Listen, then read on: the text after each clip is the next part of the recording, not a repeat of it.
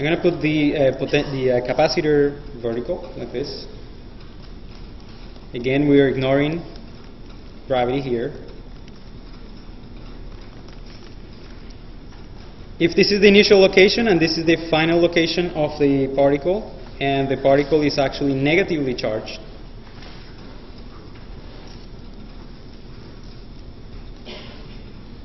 what happens to the potential energy of the particle as it goes from the initial to the final? We're talking about the electric potential energy.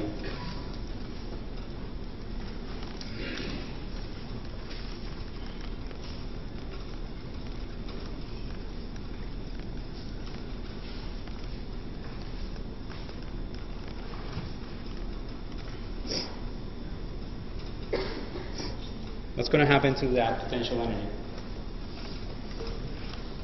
To the change in potential energy. So think about delta U, not U, but delta U, of course.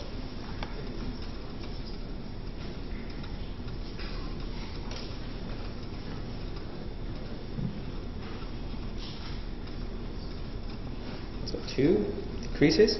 So let's look at that. Look at that equation that I just showed you. The equation says that the electric potential energy of a particle located between the two plates of a capacitor would be the potential energy at the negative plate plus QES, right? If you change, so what happens to the term here with the charge? Well, if the charge is negative, right, you're looking at this. So if S increases, which is what's happening when you're going from I to F, your distance to the negative plate is increasing. Right? So if your S increases, what happens to the function U of S in this case? It should decrease, right?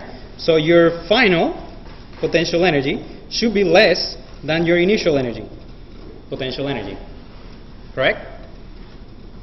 If your final is smaller than your initial, then your final minus your initial should be less than 0. Right? So that means that you're decreasing your potential energy. So the answer is that. Another way to look at it, which might be useful also, so you don't have to refer to the equation constantly, just think about it whether it makes sense or not. If you have a negative particle close to a bunch of negative particles on the negative plate, right, there will be a strong repulsion between that particle, the negative particle, and the negative particles of the plate. Correct? So a particle, when you place a particle somewhere in space and nobody's pushing the particle, you just let the particle move, particles always move in the direction of decreasing potential energy. Right? If you put a ball on a hill, the ball is going to roll down the hill towards lower potential energy. It never goes uphill. Right? You will have to push it to get a ball to go uphill. So the same thing here. This negative charge particle, when you place it there, it would move in the direction that we have indicated there. It go from initial point to the final point. It will do that on its own, which means that it must be rolling downhill. It must be going from points of high potential energy towards low potential energy.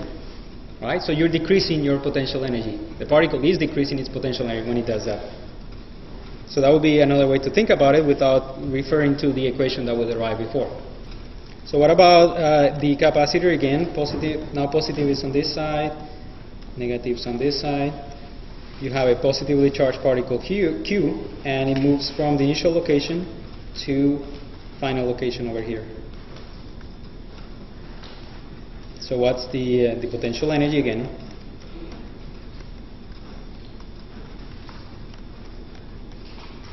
Increases, decreases, or stays the same?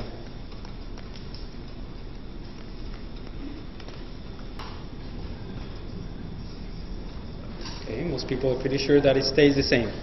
That is correct, because in the equation, again, there are two ways to look at it, but in the equation, as you know, the dependence is with the distance to the negative plate, correct?